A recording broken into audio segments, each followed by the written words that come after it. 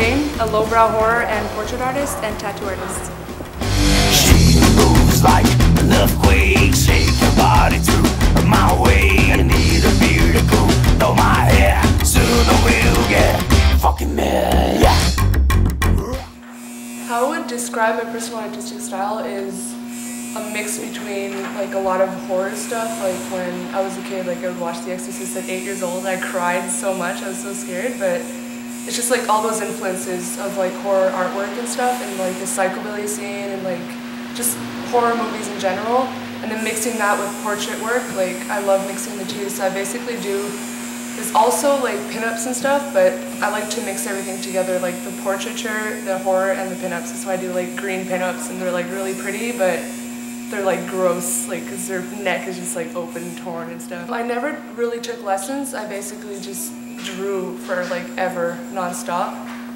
In class I would like get kicked out for drawing on myself, and I don't know, just never stop drawing, like always, non-stop. It's like I passed like the 10,000 hours. Like if you want to get good at something, you have to definitely do the 10,000 hours. Then you're like considered good at what you do.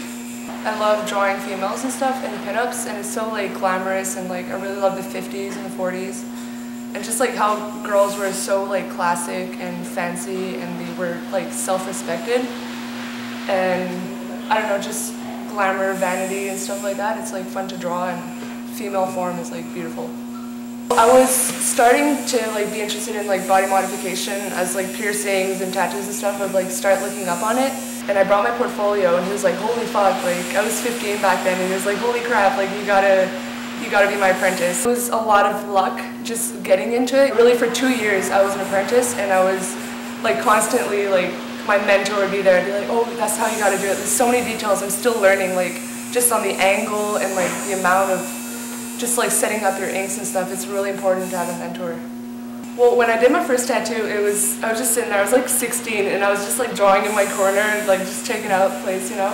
And then my mentor comes up and is like, hey Hilary, you wanna tattoo me? I'm like, are you kidding me? Like I just like almost shit in my pants. I was like, no, I'm not ready. I had been there for like only a couple months, but I did a little kid sud. It's like a little, I guess it was tribal, it's just like black, and it was actually like really nice. He obviously still has it, but he didn't get it covered or anything. My favorite tattoos to do are definitely portraits and black and gray work. Portraits are like, I have so much fun. I'm like laughing doing it. It's so fun. Like I focus on hyperrealism. I've been doing portraits for like years now in pencil.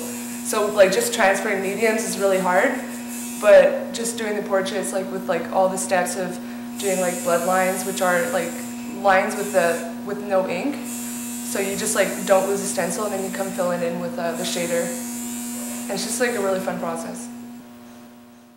My main inspiration, there's like so many things that like influence me. There's like religion, pinups like from the 1950s and stuff. I love like old movie stars. Basically like movies and music and like punk rock. My first tattoo is still my favorite, which is really good. I waited, like I was tattooing before I got tattooed. So when I was 18, like 3 years later, I was like, yes, I'm getting tattooed, and my mentor did it, obviously. It's an old school anchor with my dad's name on it. Well, it says dad, basically. And it's like kind of ripped into my skin, because he's like my #1 like inspiration in life and motivation. So like he basically just keeps me anchored. My parents support me like a lot. My dad is like totally, he hates that I dropped out of school, but he's like, well, if you're successful, like this art show that I'm doing is for him, it's dedicated to him, definitely.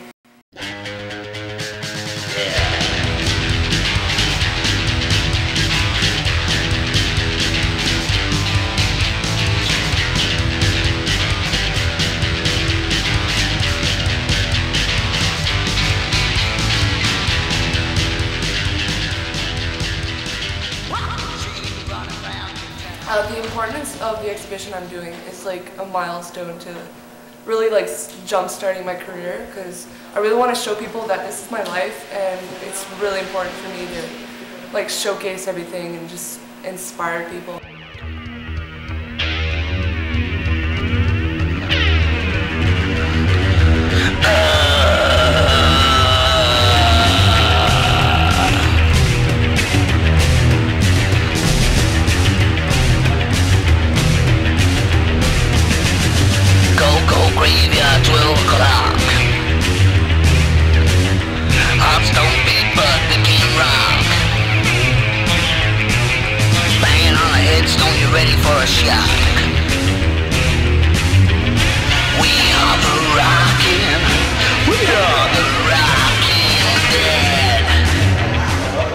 show you that even though I dropped out of school, I'm still going to be successful.